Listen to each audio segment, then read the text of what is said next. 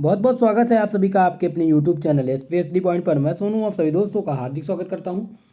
दोस्तों आपको बता दूं, अगर आप बीए बीएससी बीकॉम में हैं और आपका प्रथम वर्ष है, यानी कि आपको प्रथम सेमेस्टर का एग्ज़ाम देना है, तो आपको एक पेपर ज़रूर देना पड़ेगा। चाहे आप बीए में हों, चाहे आप बीएससी में हों, या आप बीकॉम में हों, या बीएससी एजी से हों, या बीएससी होम साइंस से हों, तो आपके लिए ये क्लास बहुत ही इम्पोर्टेंट है। अगर ये परीक्षा आप नहीं देते हैं, अगर ये परीक्षा आप पास नहीं कर पाते हैं, तो आप चाहे बीए में हो, या बीएससी में हो, या बीकॉम में हो, या होम साइंस से हो, आप पास नहीं होंगे। अर्थात आपको फिर उसी क्लास में पढ़ना होगा। ये एक प्रकार से अनिवार्य प्रश्न पत्र है। इसमें आपको केवल पास करने के लिए पासिंग मार्क्स लाना होता है। ये अनिवार्य प्रश्न पत्र है। बीए बीएससी बीकॉम सभी के लिए सभी का सिलेबस जो है सेम है दोस्तों। तो आज इस अनिवार्य प्रश्न पत्र को हम सॉल्व करेंगे और आप लोग को अवगत कराएंगे इसके सिलेबस से, किस प्रकार के प्रश्न आएंगे। एक प्रकार से मॉडल सॉल्व पेपर है, जिसमें आज किस क्लास में हम सॉल्व करेंगे लगभग 100 ऑब्जेक्टिव क्वेश्चन को, यानी 100 एमसीक्यू क्वेश्चन आज हम सॉल्व करने वाले हैं आज की इस क्लास में। दोस्तों आप सभी को पता है कि जो आपका अनिवार्य प्रश्न पत्र है वो एक प्रकार से को करिकुलर कोर्स होता है। जब आप एग्ज़ामिनेशन फॉर्म फिल करते हैं, जब आपने एग्ज़ामिनेशन फॉर्म फिल किया होगा, तो वहाँ पर आप अपने जो आपको रिसिप्ट मिली होगी वहाँ पर देखे होंगे को करिकुलम कोर्स जो लिखा होगा, वहाँ पर आपको मिल जाएगा आहार पोषण एवं स्वच्छता। ये जो है ये बीएससी प्रथम वर्ष के सभी छात्र छात्राओं के लिए अनिवार्य प्रश्न पत्र है और इसको पास करना बहुत ही अनिवार्य है, चाहे आप बीए में हो, चाहे बीकॉम में हो, चाहे बीएससी एजी से हो। दोस्तों जैसे कि मैं आपको एग्जांपल बताता हूँ, जैसे कि अगर आपका केमिस्ट्री फिजिक्स और मैथ है, ये मेन सब्जेक्ट हो गया आपका मेजर। इसमें अगर आप पास होते हैं और अगर आहार पोषण एवं स्वच्छता आपका जो कंपलसरी से एक प्रकार से कंपलसरी पेपर है, अगर आप इसमें पास आउट नहीं होते हैं तो आपको बीएससी प्रथम सेमेस्टर में फिर से पढ़ना पड़ेगा। तो एक प्रकार से ये आप सभी के लिए बहुत ही अनिवार्य है और आज मैं आप लोग को सॉल्व कराने वाला हूँ 100 एमसीक्यू टाइप क्वेश्चन। तो सभी लोग जल्दी से वीडियो को लाइक कर दीजिए और चैनल पर अगर नए हैं तो चैनल को जरूर सब्सक्राइब करिएगा। चलिए क्लास को स्टार्ट करते हैं। दोस्तों जब आपका जो नई शिक्षा नीति लागू हुई है, यानी राष्ट्रीय शिक्षा नीति 2020 के संदर्भ में जो आपका नया सिलेबस नवीनतम पाठ्यक्रम लागू हुआ है सभी विश्वविद्यालय में, तो उसमें हुआ क्या है कि पहले आपका जब बीएससी थर्ड ईयर होता था तब आपको एक अनिवार्य प्रश्न पत्र देना होता था, लेकिन अब आपको फर्स्ट ईयर में भी एक अनिवार्य प्रश्न मेजर माइनर के साथ साथ आपको एक अनिवार्य प्रश्न पत्र का एग्ज़ाम देना है, जिसका नाम है आहार पोषण एवं स्वच्छता, फूड न्यूट्रिएंट्स एंड हाइजीन्स। दोस्तों आपको ये परीक्षा देनी है और इसमें बहुत ही अच्छा आपको परफॉर्मेंस नहीं करना है, केवल और केवल पासिंग मार्क आपको लाना है। अगर आप इसमें पासिंग मार्क्स ला देते हैं, ठीक है, तो आप पास हो जाएंगे। अगर आप इसमें पास नहीं कर पाते हैं तो आप बीएससी प्रथम सेमेस्टर में हैं तो आपको फिर से प्रथम सेमेस्टर का एग्ज़ाम देना होगा, फिर से आपको प्रथम सेमेस्टर में पढ़ना होगा दोस्तों, ठीक है। ये सभी के लिए है। और आपका जो पेपर होगा, जो आपका पेपर होगा दोस्तों आपके अनिवार्य प्रश्न पत्र का आहार पोषण एवं स्वच्छता यानी कि nutrition, food nutrition and hygiene का, तो इसका जो पेपर होगा एमसीक्यू क्वेश्चन आएंगे इसमें। चाहे आपकी लिखित परीक्षा हो, चाहे ऑब्जेक्टिव परीक्षा हो, इसमें जो प्रश्न आएंगे वो ऑब्जेक्टिव दोस्तों पूछे जाएंगे और इनकी संख्या 100 रहेगी। 100 प्रश्न पूछे जाएंगे और एक एक नंबर का प्रत्येक प्रश्न रहेगा दोस्तों। साथ ही साथ आपको बता दूं, आपने चाहे जिस बेस पर अपना एग्ज़ाम दिया हो, चाहे एमसीक्यू बेस पर दिया हो या रिटन बेस पर, जैसे जैसे अलग अलग यूनिवर्सिटी अलग अलग पैटर्न पर एग्ज़ाम करा रही है, ठीक है। जैसे कि मान लिया अवध यूनिवर्सिटी की बात मैं करता हूँ। अवध यूनिवर्सिटी में जो पेपर होने वाला है वो रिटन पैटर्न पर होने वाला है, लेकिन जब उसके अनिवार्य प्रश्न पत्र का जो एग्ज़ाम होगा बीए बीएससी बीकॉम का, तो उनका एमसीक्यू पैटर्न पर होगा दोस्तों, ठीक है। इतनी बात समझ में आ गई। आपको केवल और केवल एमसीक्यू प्रश्न इसमें पूछे जाएंगे। एमसीक्यू प्रश्न आपको सॉल्व कराने वाले हैं आज की क्लास में। दोस्तों जो आपके प्रश्न आएंगे एग्ज़ाम में, जो आपका पेपर आएगा वो दोनों लैंग्वेज में होगा, हिंदी और इंग्लिश में। चलिए दोस्तों स्टार्ट करते हैं आज की क्लास। और आज की इस क्लास में बहुत ही मोस्ट इंपॉर्टेंट प्रश्न सॉल्व करने वाले हैं आपके अनिवार्य प्रश्न पत्र से संबंधित, यानी आहार पोषण एवं स्वच्छता से। दोस्तों वीडियो अगर पसंद आ रही हो तो वीडियो को प्लीज़ लाइक कर दीजिए। चैनल पर अगर नए हैं तो चैनल को जरूर सब्सक्राइब करिएगा, साथ ही साथ बेल आइकन को जरूर प्रेस करिए ताकि क्लास का नोटिफिकेशन भी आपको प्राप्त होता रहे। क्लास में आगे बढ़ने से सबसे पहले हम आपको सिलेबस बता दें कि आपको सिलेबस, इसका जो सिलेबस है आपको पढ़ना क्या क्या है। दोस्तों जो आपका अनिवार्य प्रश्न पत्र है ये 4 यूनिट में बटा हुआ है। पहले जो यूनिट है आपका इकाई 1 जो है वह आहार एवं पोषण की अवधारणा, यानी कि आपको आहार एवं पोषण की अवधारणा के बारे में पढ़ना है। आपका जो सेकंड यूनिट है, दोस्तों वो है आपका न्यूट्रिएंट्स, यानी पोषक तत्व माइक्रो एंड माइक्रो। अगर हम बात करें तीसरी यूनिट की तो तीसरी यूनिट जो है आपका वो है 1000 डेज न्यूट्रिएंट्स, यानी 1000 दिन का पोषक तत्व। और अगर हम लास्ट आपके चौथे, यानी कि जो आपका चौथा यूनिट है दोस्तों, चौथा यूनिट आपका है सामुदायिक स्वास्थ्य अवधारणा से संबंधित।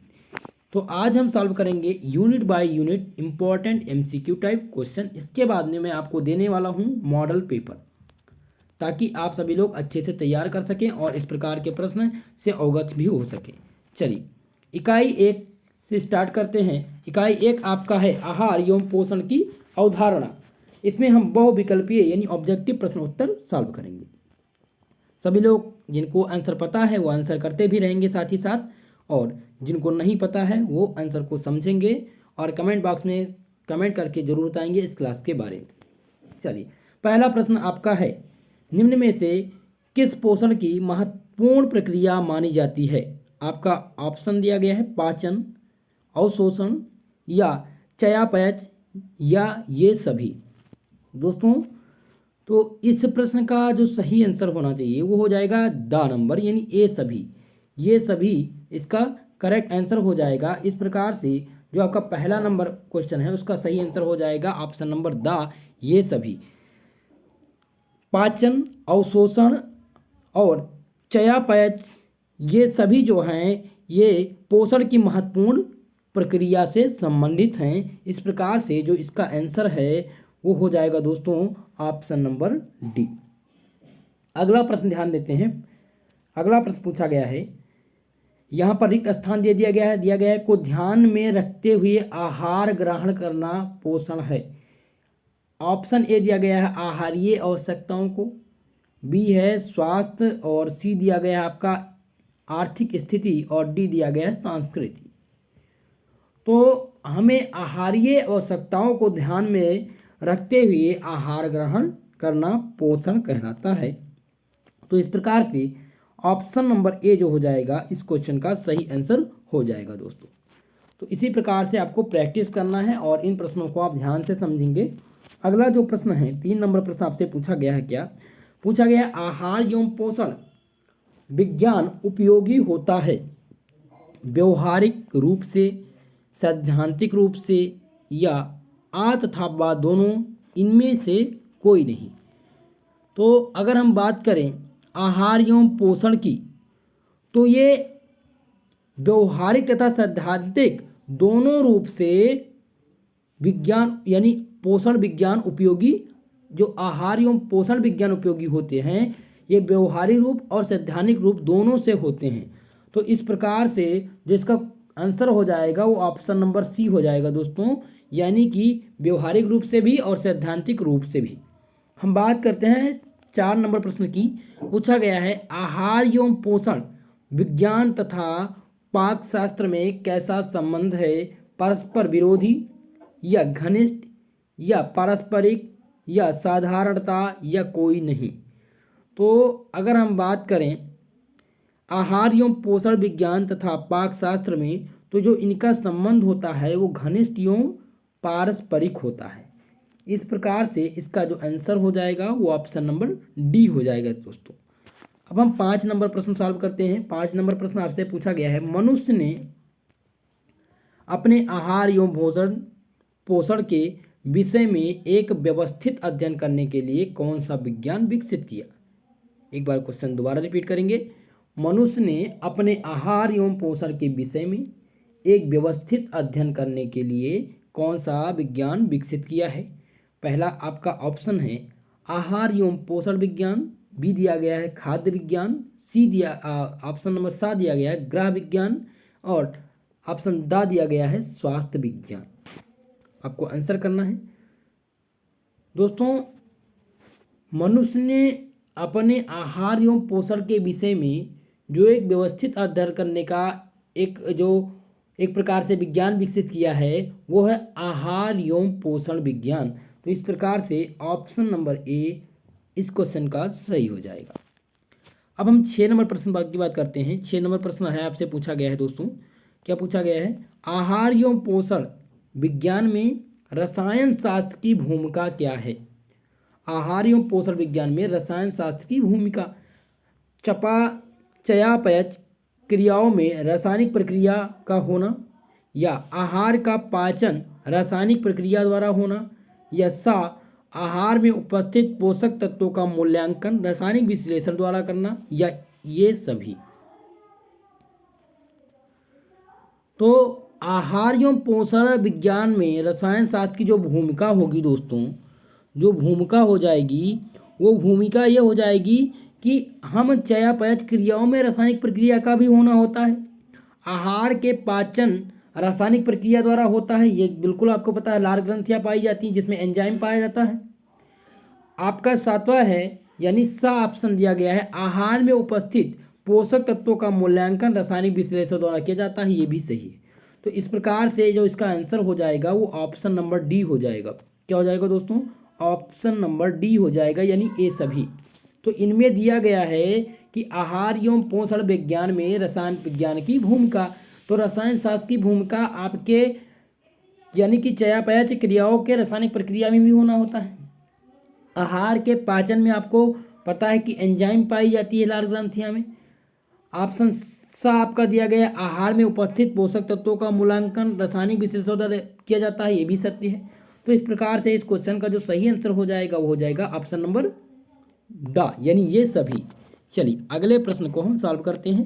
7 नंबर प्रश्न पूछा गया है निम्नलिखित में से कौन सी पोषण की स्थितियां हैं? चलिए आंसर करेंगे आप सभी लोग, आप सबको पता होना चाहिए इस प्रश्न का जवाब। तो पहला दिया गया सुपोषण, कुपोषण, आ तथा बा दोनों या इनमें से कोई नहीं। तो पोषण की स्थितियां जो होती है वो सुपोषण और कुपोषण दोनों होती है। सुपोषण और कुपोषण दोनों होती है। तो इस प्रकार से आपका ऑप्शन नंबर सी सही हो जाएगा यानी ऑप्शन नंबर 7 सही हो जाएगा। आ तथा बा दोनों, सुपोषण और कुपोषण। अगला प्रश्न सॉल्व करते हैं। अगला प्रश्न पूछा गया है आपसे, क्या पूछा गया है?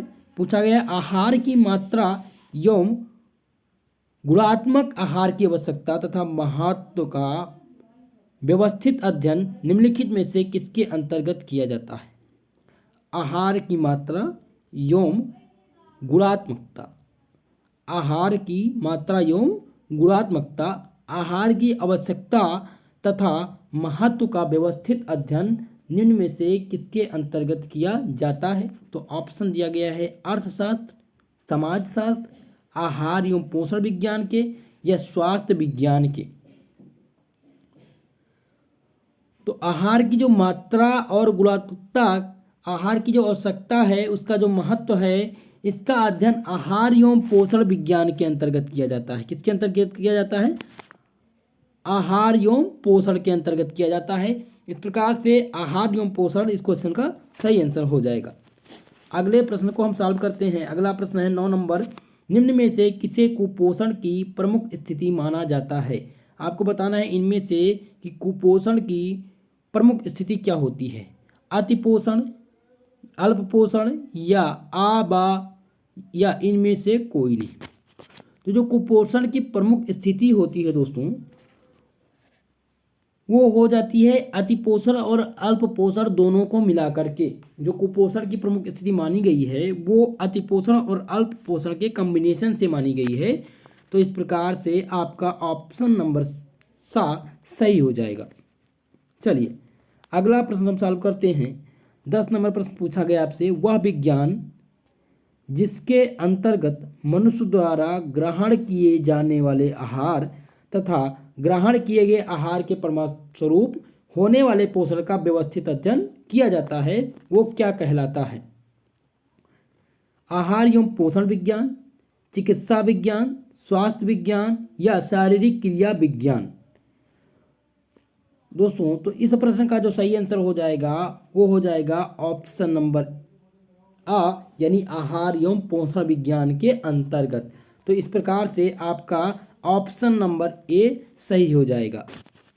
अगला प्रश्न सॉल्व करेंगे। अगला प्रश्न दिया गया, रिक्त स्थान दिया गया है और आपसे पूछा गया है कि अति पोषण का एक उदाहरण है मोटापा, वजन का कम होना, कमजोरी, अच्छा स्वास्थ्य। अति पोषण, अब पोषण क्या है, अति पोषण क्या है, इसके बारे में थोड़ा सा आप लोग जानकारी जरूर करेंगे। देखिए आज तो एमसीक्यू की क्लास हो रही है और जैसे ही आपकी केमिस्ट्री, फिजिक्स और मैथ की क्लास का मैं मॉडल सॉल्व पेपर करा देता हूँ, उसके बाद में आपको मैं टॉपिक बाय यूनिट थोड़ा सा कुछ इंपॉर्टेंट जो फैक्ट्स हैं उनको मैं क्लियर करने का प्रयास करूँगा दोस्तों।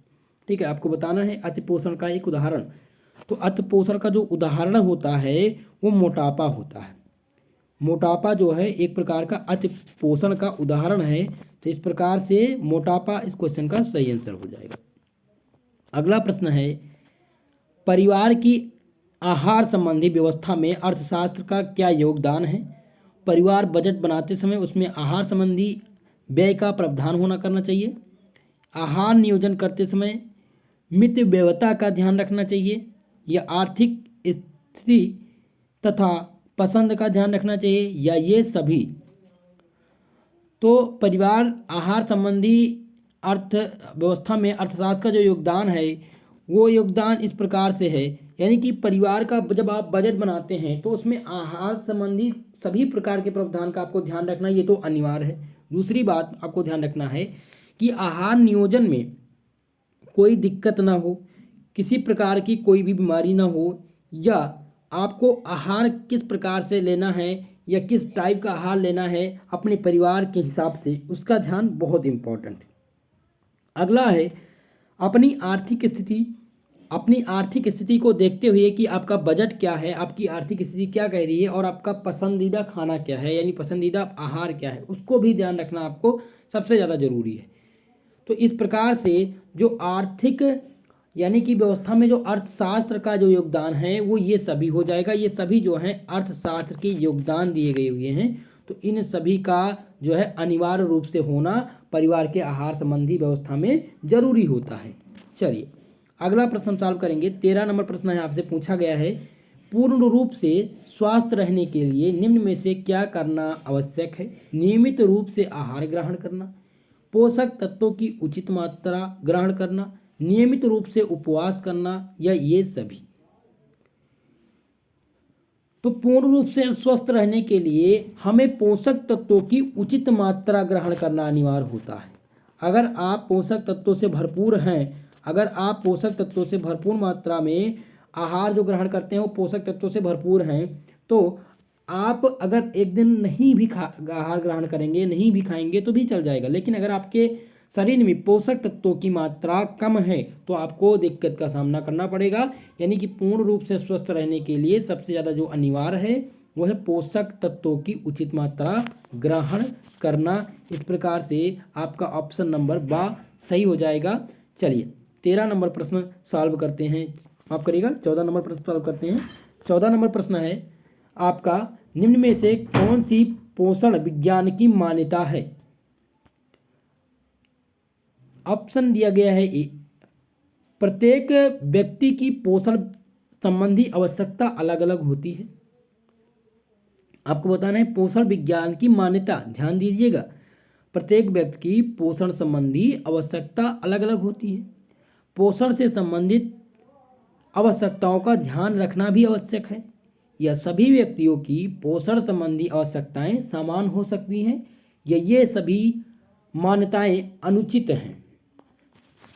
तो इस प्रश्न में आपको बताना है कि कौन सा पोषण विज्ञान की मान्यता है। तो पोषण विज्ञान की जो मान्यता है दोस्तों वो है प्रत्येक व्यक्ति की पोषण संबंधी आवश्यकताएं अलग अलग होती हैं। अभी मैंने पोषण के बारे में बताया। तो इस प्रकार से ऑप्शन नंबर आ जो आपका हो जाएगा दोस्तों, ऑप्शन नंबर आ जो हो जाएगा वो सही हो जाएगा 14 नंबर प्रश्न का। अगला हम प्रश्न सॉल्व करेंगे। अगला प्रश्न है, निम्न में से कौन सा कुपोषण का रूप हो सकता है? आपको बताना है कुपोषण का रूप स्पष्ट तथा अनिश्चित रूप से, या असंतुलित पोषण से, या अल्प पोषण से, या आ तथा बा दोनों से। तो कुपोषण का जो स्वरूप है वो अस्पष्ट तथा अनिश्चित रूप और असंतुलित पोषण है। तो इस प्रकार से ऑप्शन नंबर सा आपका सही हो जाएगा। अगला प्रश्न है 16 नंबर, सामान्य पोषण उचित दिशा में, यानी आपको बताना है सामान्य पोषण जो है उसकी उचित दिशा क्या है? शरीर की समस्त ग्रंथियों के रसों का उचित निर्माण एवं स्त्राव होता है, या शरीर को आवश्यक ऊर्जा प्राप्त होती है तथा शारीरिक क्रियाएं सुचारू रूप से चलती रहती हैं, या आ या बा दोनों, या इनमें से कोई नहीं। तो जो सामान्य पोषण की उचित दशा है दोस्तों वो है आ तथा बा दोनों, यानी कि शरीर की समस्त ग्रंथियों में रस का जो उचित निर्माण एवं स्त्राव ये होता रहता है, और शरीर को आवश्यक ऊर्जा प्राप्त होती है तथा शारीरिक क्रिया सुचारू रूप से चलती रहती है। तो इस प्रकार से इसका जो सही आंसर हो जाएगा वो ऑप्शन नंबर सी हो जाएगा दोस्तों। चलिए अगला प्रश्न हम सॉल्व करते हैं। 17 नंबर प्रश्न आपसे पूछा गया है, मनुष्य को उसके शारीरिक विकास, वृद्धि एवं रख रखाव के लिए पर्याप्त मात्रा एवं अनुपात से कम मात्रा में आहार प्राप्त करना क्या कहलाता है?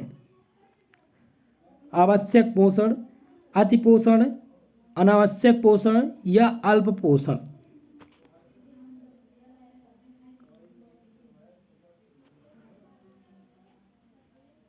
तो अल्प पोषण जो है वो मनुष्य को शारीरिक विकास, वृद्धि के रख रखाव के लिए पर्याप्त मात्रा के अनुपात से कम मात्रा में आहार प्राप्त करना कहलाता है। तो इस प्रकार से ऑप्शन नंबर डी जो हो जाएगा वो सही आंसर हो जाएगा दोस्तों। जो आपका 17 नंबर प्रश्न है उसका जो सही आंसर हो जाएगा वो ऑप्शन नंबर डी हो जाएगा, अल्प पोषण। अगला प्रश्न सॉल्व करते हैं। अगला प्रश्न आपसे पूछा गया है, निम्नलिखित में से कौन सा अल्प पोषण का लक्षण है? निम्नलिखित में से कौन सा अल्प पोषण का लक्षण है? तो पहला दिया गया है मांसपेशियों का गठन ठीक प्रकार से होना, आपको अल्प पोषण बताना है। दूसरा दिया गया है व्यक्ति का वजन शरीर की लंबाई के अनुपात में कम होना, या शारीरिक शक्ति का कम होना तथा कमजोरी, या ये सभी। तो जो अल्प पोषण का लक्षण है वो एक प्रकार से शारीरिक शक्ति का कम होना भी होता है, कमजोरी भी होता है। दूसरा है व्यक्ति का वजन शरीर की लंबाई के अनुपात से कम होना, ये भी सत्य है। और मांसपेशियों का गठन ठीक प्रकार से न होना, ये सब अल्प पोषण के लक्षण हैं। तो इसका जो सही आंसर हो जाएगा वो ऑप्शन नंबर ड हो जाएगा। चलिए अगला प्रश्न हम सॉल्व करेंगे। अगला प्रश्न है 19 नंबर प्रश्न आपसे पूछा गया है कि अपोषण का व्यक्तित्व के पाचन तंत्र पर क्या प्रभाव पड़ता है? आहार एवं पाचन एवं शोषण ठीक प्रकार से नहीं होता है, या पाचन क्रिया में सहायक एंजाइम तथा रस पर्याप्त मात्रा में नहीं बनते हैं, या पाचन तंत्र कार्य अनिश्चित हो जाता है, या ये सभी।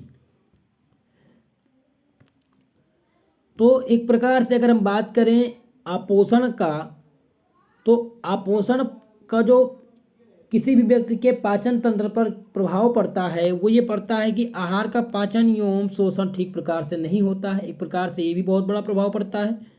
दूसरा है पाचन क्रिया में सहायक एंजाइम तथा रस पर्याप्त मात्रा में नहीं बनते, ये भी सत्य है। और पाचन तंत्र का कार्य अनिश्चित हो जाता है। तो ये एक प्रकार से अपोषण व्यक्ति के पाचन तंत्र पर प्रभाव पड़ता है। ये सामान्य सी बातें हैं। तो इसका जो इस प्रकार से अगर आपको सही आंसर बताना है तो आपका द नंबर हो जाएगा। इनमें सभी जो हैं ये अपोषण से संबंधित हैं दोस्तों। चलिए अगला प्रश्न सॉल्व करेंगे। 20 नंबर प्रश्न है, पूछा गया आपसे व्यवस्थित तथा नियमित पोषण माना जाता है। व्यवस्थित तथा नियमित पोषण माना जाता है? तो ऑप्शन ए है अपोषण, उचित या सामान्य पोषण, या अति पोषण को, या कुपोषण को। तो व्यवस्थित रूप से जो नियमित पोषण माना गया है वो आपको यानी कुपोषण माना गया है। क्या माना गया है? अगर हम बात करें, माफ करिएगा, व्यवस्थित तथा नियमित पोषण जो माना जाएगा वो उचित तथा सामान्य पोषण को माना जाता है।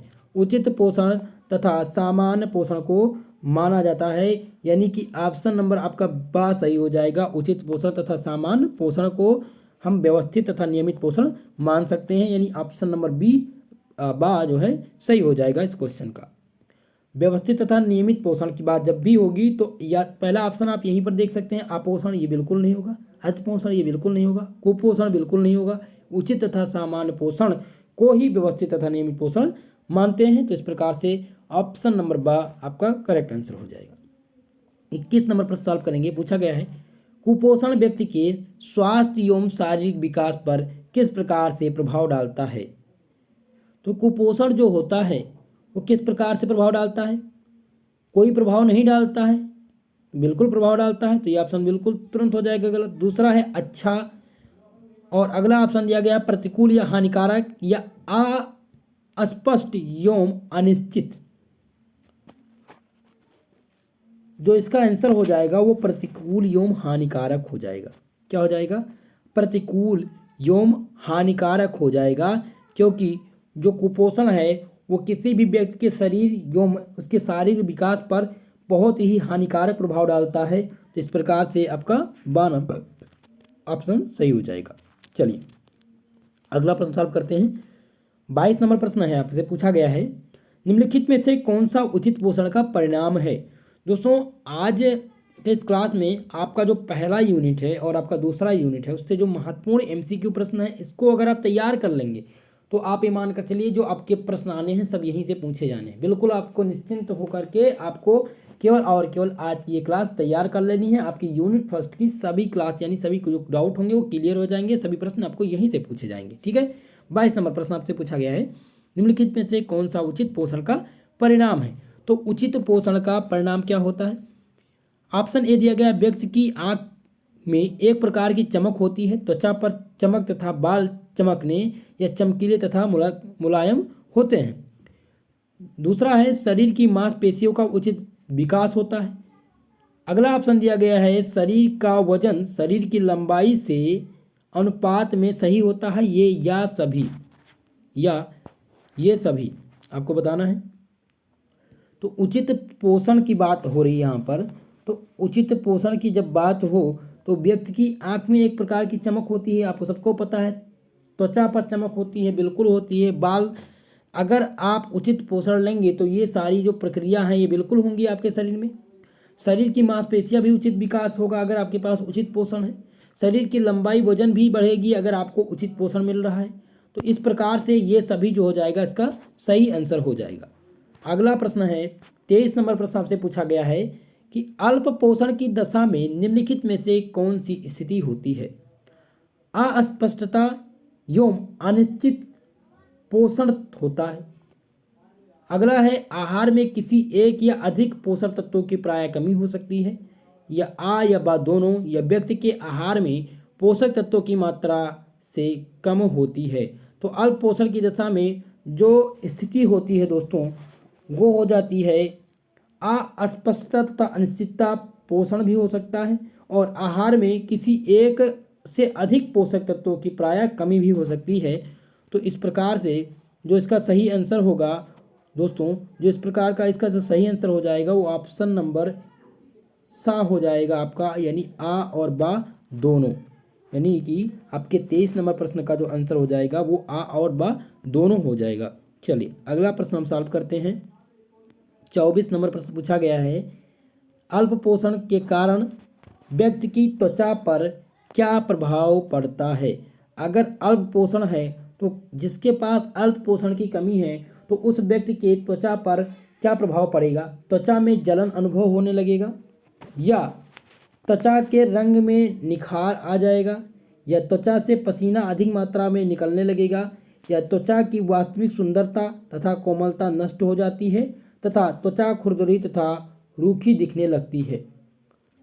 तो आप सबको इसका आंसर पता चल गया होगा कि अगर अल्प पोषण, आपके शरीर में अल्प पोषण की कमी है तो आपके त्वचा पर अगर प्रभाव जो पड़ेगा तो त्वचा की वास्तविक जो सुंदरता है वो एक प्रकार से नष्ट हो जाएगी, एक प्रकार की क्या हो जाएगी, नष्ट हो जाएगी, और आपकी वास्तविक सुंदरता और कोमलता जो है वो भी आपको शरीर में बिल्कुल भी, यानी आपके चेहरे में, फेस में, त्वचा में बिल्कुल भी नहीं रहेगी और त्वचा आपकी एकदम सूखी सूखी दिखेगी।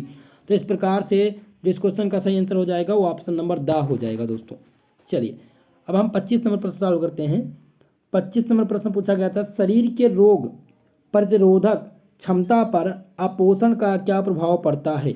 तो शरीर की जो रोग प्रतिरोधक क्षमता है उस पर क्या प्रभाव पड़ेगा, कोई प्रभाव नहीं पड़ता है। शरीर की रोधक प्रतिरोधक क्षमता पर जो अपोषण है उनका प्रभाव पड़ता है। तो इसमें दिया गया ऑप्शन आर दिया गया है कि कोई प्रभाव नहीं पड़ता है। अगला है रोग प्रतिरोधक क्षमता घट जाती है तथा व्यक्ति बार बार रोगों का शिकार होने लगता है। अगला ऑप्शन है कि रोग प्रतिरोधक क्षमता या अनिश्चितता प्रभाव पड़ता है, या रोग प्रतिरोधक क्षमता मजबूत हो जाती है। शरीर के रोग प्रतिरोधक क्षमता पर जो अपोषण का प्रभाव पड़ता है दोस्तों, वो पड़ता है, रोग प्रतिरोधक क्षमता जो होती है वो एक प्रकार से घट जाती है और व्यक्ति जो है बार बार रोगों का शिकार होने लगता है। तो इस प्रकार से ऑप्शन नंबर बा इस क्वेश्चन का सही आंसर हो जाएगा। चलिए अगला प्रश्न सॉल्व करते हैं। 26 नंबर प्रश्न आपसे पूछा गया है दोस्तों, निम्नलिखित में से किसे अनियमित तथा अव्यवस्थित पोषण माना जाता है। सामान्य पोषण कुपोषण को, मोटापा बढ़ाने वाले पोषण को, या अपोषण तथा अल्प पोषण को, या रोग उत्पन्न करने वाले पोषण को। तो अनियमित तथा अव्यवस्थित पोषण जो माना जाता है वो असामान्य पोषण तथा कुपोषण को माना जाता है। इस प्रकार से ऑप्शन नंबर ए आपका सही आंसर हो जाएगा। चलिए अगला प्रश्न सॉल्व करते हैं। अगला प्रश्न है, निम्नलिखित में से कौन सा संतुलित पोषण का लक्षण या परिणाम नहीं होता है। इसी प्रकार के प्रश्न आएंगे दोस्तों, तो आप सभी लोग पूरा क्लास जरूर देखिएगा। निम्नलिखित में से कौन सा संतुलित पोषण का लक्षण या परिणाम नहीं होता है। ऑप्शन ए दिया गया है, यानी आ दिया गया है, आँखों के नीचे गहरे गड्ढे या काले निशान दिखाई देना, त्वचा के नीचे वसा की परत की कमी होना, या शरीर में लंबी तथा सीधी अस्थियों का झुकाव होना, या ये सभी। तो संतुलित पोषण का जो लक्षण है या परिणाम इसमें से आपको बताना नहीं होता है। तो इसमें से संतुलित पोषण का जो लक्षण होगा वो आँखों के नीचे गड्ढे या काले निशान का दिखाई देना, ये बिल्कुल नहीं। अगर आप संतुलित आहार या संतुलित पोषण मिल रहा है आपको, तो ये आपके जो आँख के नीचे गड्ढे, गहरे गड्ढे या काले निशान का दिखाई देना बिल्कुल नहीं होगा। त्वचा के नीचे वसा की परत की कमी होना ये बिल्कुल नहीं होगा। और शरीर की लंबाई तथा सीधी अस्थियों में झुकाव होना। अगर आप संतुलित पोषक तत्व लेते हैं तो आपके शरीर में जो आपके शरीर की लंबाई है वो बिल्कुल सीधी होगी और अस्थियों में झुकाव नहीं होगा। तो इस प्रकार से जो ये सभी आपका है ये परिणाम, यानी कि ये जो है संतुलित पोषण लक्षण के परिणाम नहीं होते हैं। चलिए अगला प्रश्न सॉल्व करेंगे। अगला प्रश्न पूछा गया है, अल्प पोषण की स्थिति में रोगों से लड़ने की क्षमता की कमी आ जाती है, या व्यक्ति के शरीर या विकास एवं वृद्धि सुचारू रूप से नहीं हो पाती है, शरीर की उचित देखभाल नहीं हो पाती है, यह सभी। तो अल्प पोषण की स्थिति में ना तो हम अपने शरीर का रखरखाव कर पाते हैं, ना कोई भी व्यक्ति अपने विकास के वृद्धि को सुचारू रूप से कर पाता है, और ना ही रोगों से लड़ने की क्षमता शरीर में हो पाती है। तो इस प्रकार से ये सभी जो हो जाएगा राइट आंसर हो जाएगा। ऑप्शन नंबर द इस प्रकार का इस क्वेश्चन का सही आंसर हो जाएगा। चलिए अगला प्रश्न सॉल्व करते हैं। 29 नंबर प्रश्न आपसे पूछा गया है, पोषण की उस प्रक्रिया को जिसमें आहार के सभी कार्य एवं उद्देश्य सुचारू रूप से पूर्ण होते रहते हैं क्या कहलाते हैं। उचित या सामान्य पोषण, अनावश्यक पोषण, रोग निवारण पोषण, या आवश्यक पोषण। पोषण की जो प्रक्रिया है जिसमें आहार के सभी कार्य एवं उद्देश्य सुचारू रूप से पूर्ण होते हैं उसे कहते हैं दोस्तों, उसे क्या कहते हैं, उसे हम कहते हैं उचित या सामान्य पोषण कहते हैं। तो इस प्रकार से आ नंबर प्रश्न आपका सही हो जाएगा। चलिए 30 नंबर प्रश्न सॉल्व करते हैं। पूछा गया है आपसे कि निम्न में से कौन सा प्रभाव व्यक्ति के बालों का अपोषण के कारण होता है। निम्नलिखित में से कौन सा प्रभाव व्यक्ति के बालों पर अपोषण के कारण होता है। ऑप्शन आ दिया गया कि कोई प्रभाव ही नहीं होता अपोषण के कारण, बाल झड़ने लगते हैं या बालों की चमक कम हो जाती है, टूटने लगते हैं तथा वृद्धि इनकी रुक जाती है या बाल घने होने लगते हैं। तो अगर बात किया जाए कि अपोषण के कारण व्यक्ति के शरीर यानी बात करिएगा बालों पर प्रभाव, तो बालों पर जो प्रभाव होगा दोस्तों वो बालों की जो बाल झड़ते हैं वो इसमें से इस कारण बिल्कुल अपोषण के कारण बिल्कुल नहीं होता। आपको पता है कोई प्रभाव नहीं होता, बिल्कुल प्रभाव होता है। तो इस प्रकार से जो ऑप्शन हो जाएगा ऑप्शन नंबर सा हो जाएगा कि बालों की जो चमक होती है वो अपोषण के कारण कम हो जाती है, बाल टूटने लगते हैं और वृद्धि भी रुक जाती है। तो इस प्रकार से ऑप्शन नंबर सा 30 नंबर का सही आंसर हो जाएगा। 31 नंबर प्रश्न सॉल्व करेंगे। 31 नंबर प्रश्न आपसे पूछा गया है कि कुपोषण तथा अल्प पोषण में क्या अंतर है। कुपोषण तथा अल्प पोषण में अंतर आपको बताना है। आ दिया गया है पोषण का स्वास्थ्य पर कुपोषण का स्वास्थ्य पर प्रतिकूल प्रभाव पड़ता है जबकि अल्प पोषण का अनुकूल प्रभाव पड़ता है। अगला है धनी व्यक्ति कुपोषण के शिकार होते हैं जबकि निर्धन व्यक्ति अल्प पोषण के। और सा दिया गया है कुपोषण पोषण की अव्यवस्था तथा अनुचित दशा है माफ करिएगा, जबकि अल्प पोषण आवश्यकता से कम पोषण है। या इनमें दिया गया है कि डा नंबर दिया गया है कि कोई अंतर ही नहीं है। तो 31 नंबर प्रश्न जो है इसमें कुपोषण और पोषण में जो अंतर होगा वो ये होगा दोस्तों कि कुपोषण पोषण की अव्यवस्था तथा अनुचित दिशा है, माफ करिएगा दशा है, जबकि अल्प पोषण जो है ये आवश्यकता से कम पोषण है। तो इस प्रकार से 31 नंबर प्रश्न का जो सही आंसर हो जाएगा वो सा नंबर ऑप्शन हो जाएगा दोस्तों। चलिए अगला प्रश्न सॉल्व करते हैं। अगला प्रश्न निम्नलिखित में से कौन सा वृद्धि कारक पोषक तत्व है। वृद्धि कारक पोषक तत्व आपको बताना है। प्रोटीन, वसा, कार्बोहाइड्रेट्स या इनमें से कोई नहीं। तो जो वृद्धि कारक पोषक तत्व है वो प्रोटीन है, यानी कि आ नंबर ऑप्शन सही हो जाएगा 32 नंबर प्रश्न का। अगला प्रश्न पूछा गया है, अगला प्रश्न आपसे पूछा गया 33 नंबर कि व्यायाम स्वस्थ रहने के लिए बहुत आवश्यक है क्योंकि यह शरीर को क्या बनाता है, निष्क्रिय एवं स्वास्थ्य या आलसी एवं स्वास्थ्य या क्रियाशील एवं स्वास्थ्य या आलसी एवं निष्क्रिय। तो व्यायाम जो है आपके शरीर को क्रियाशील एवं स्वस्थ बनाता है, इसलिए व्यायाम जो है बहुत ही अनिवार्य होता है करना। तो ऑप्शन नंबर सा 33 नंबर का सही आंसर हो जाएगा।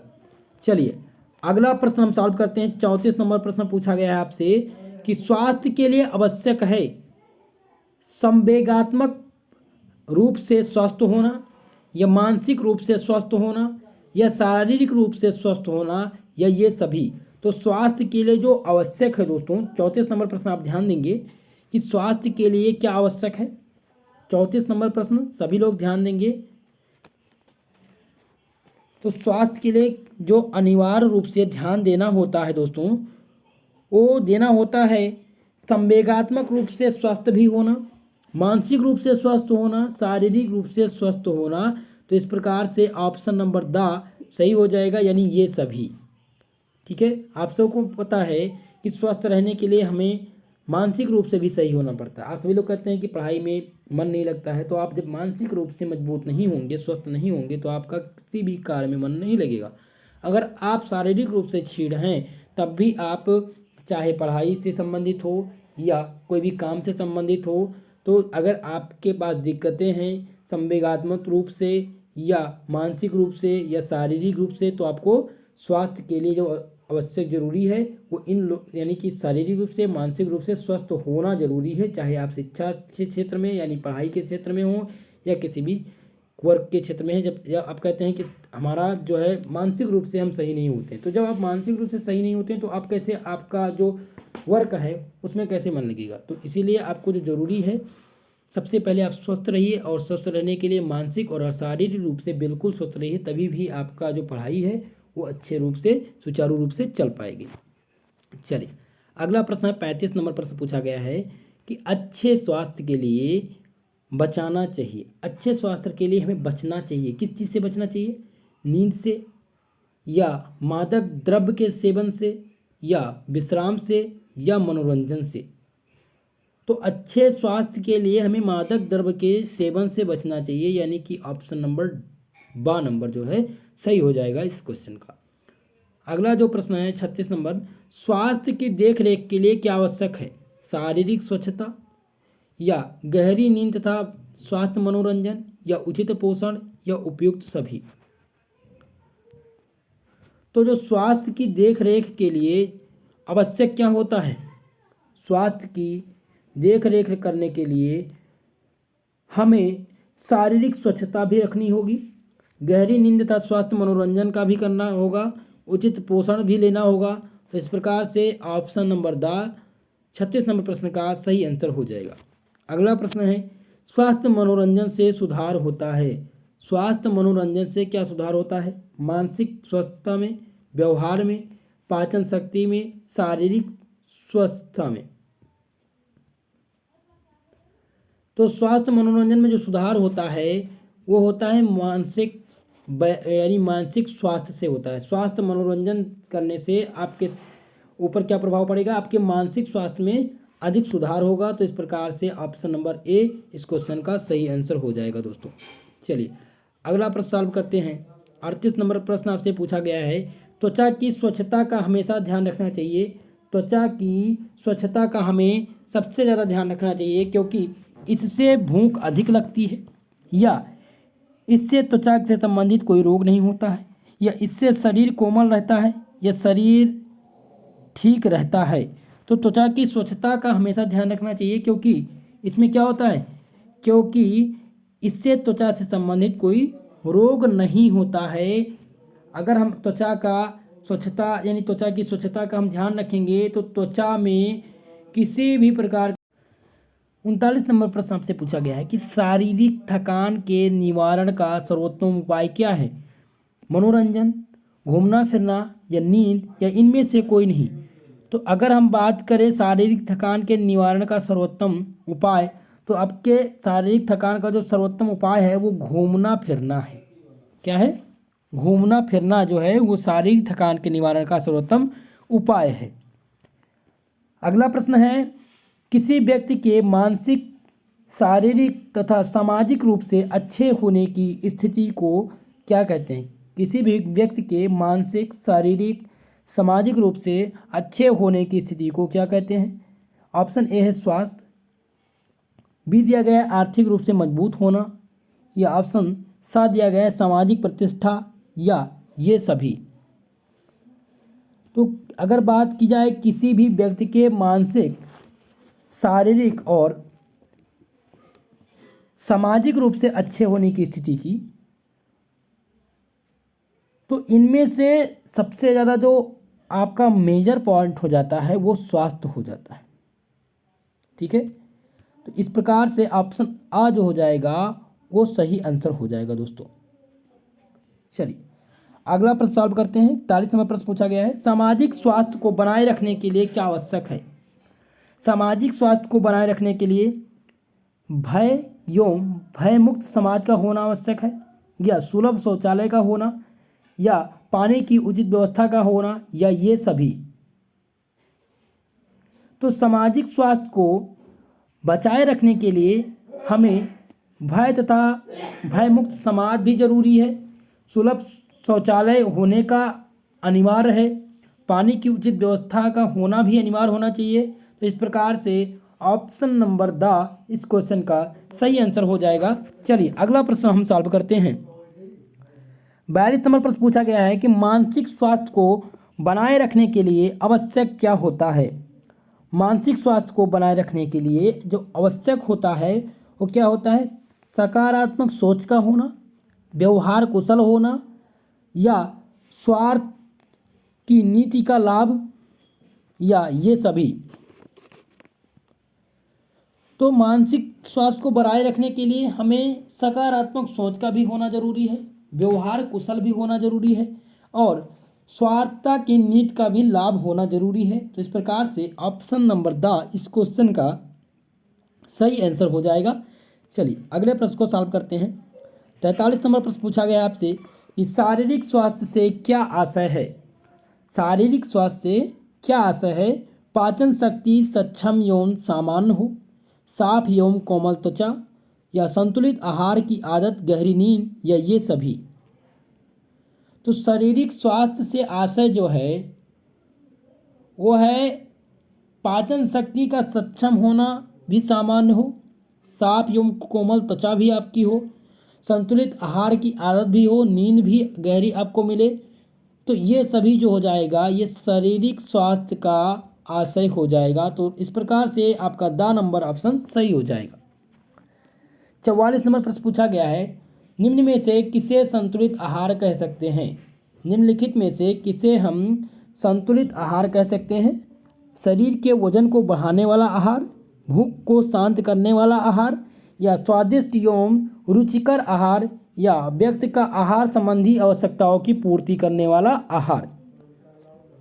अगर हम बात करें संतुलित आहार को हम क्या कह सकते हैं, तो आपको पता है कि संतुलित आहार के लिए शरीर के वजन को बढ़ाने वाला आहार भी एक प्रकार का संतुलित आहार है, भूख को शांत करने वाला आहार भी संतुलित आहार है, स्वादिष्ट एवं रुचिकर आहार ये भी संतुलित आहार है, और व्यक्ति की आहार संबंधी आवश्यकता को पूरी कर दे ये भी एक प्रकार का संतुलित आहार है। तो इस प्रकार से ये चारों आपके शरीर में होना हम नहीं कह सकते।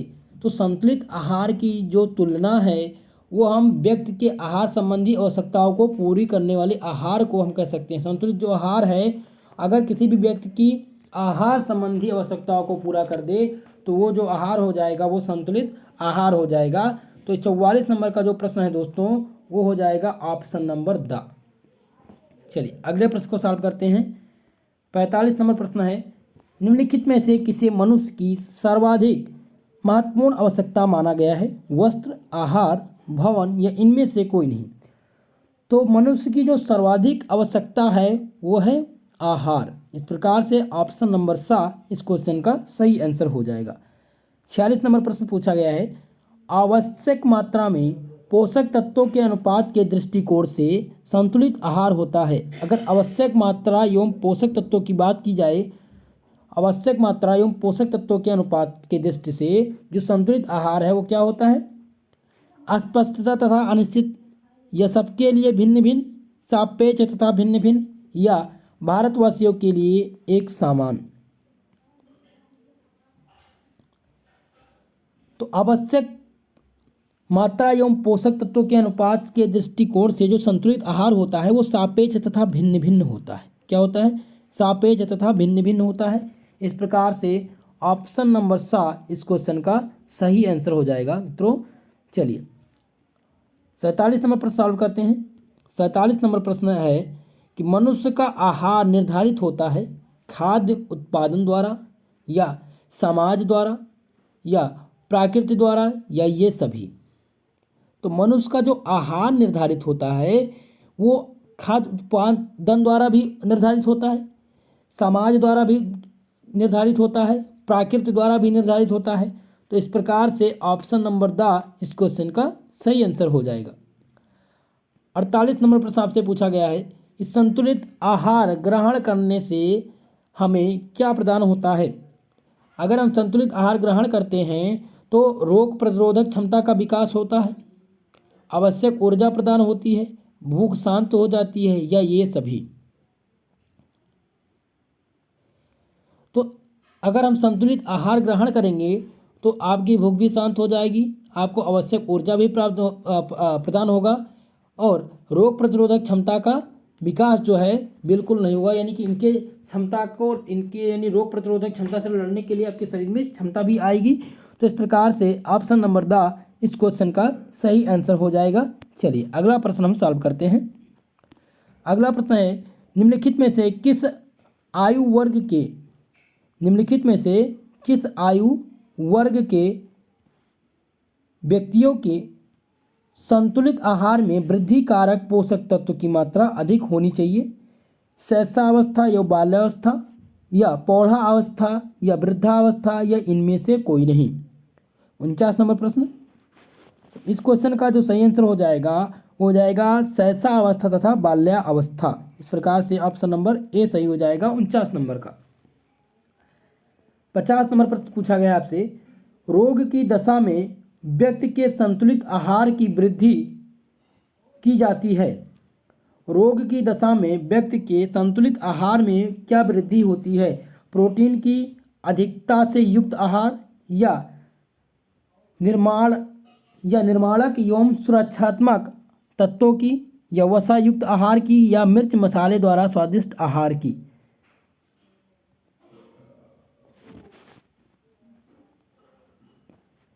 तो निर्माणक एवं सुरक्षात्मक तत्वों की रोग की दशा में व्यक्ति को जो संतुलित आहार में वृद्धि की जाती है वो निर्माणक एवं सुरक्षात्मक तत्वों की जाती है। तो इस प्रकार से इस क्वेश्चन का जो सही आंसर हो जाएगा वो ऑप्शन नंबर बा हो जाएगा दोस्तों।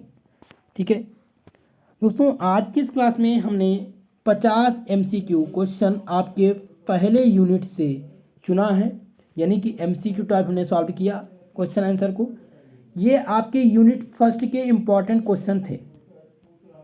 आपके यूनिट फर्स्ट का जो नाम है वो आहार एवं पोषण की अवधारणा था। तो आहार एवं पोषण की अवधारणा से हमने इम्पॉर्टेंट प्रश्नों को सॉल्व किया।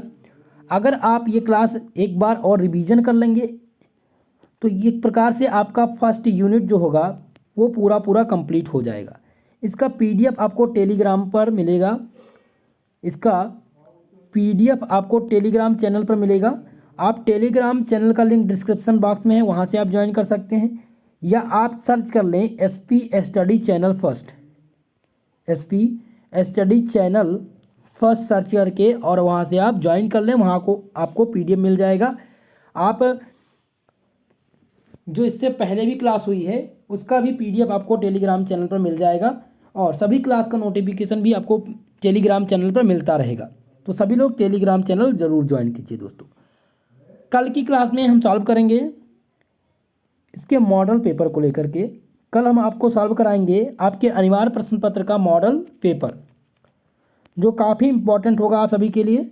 और आपका यूनिट बाय यूनिट जो है अनिवार्य प्रश्न पत्र में जल्द ही समाप्त कर दूंगा, ताकि आप सबका एग्ज़ाम नज़दीक है और आप सभी लोग रिवीजन कर सकें।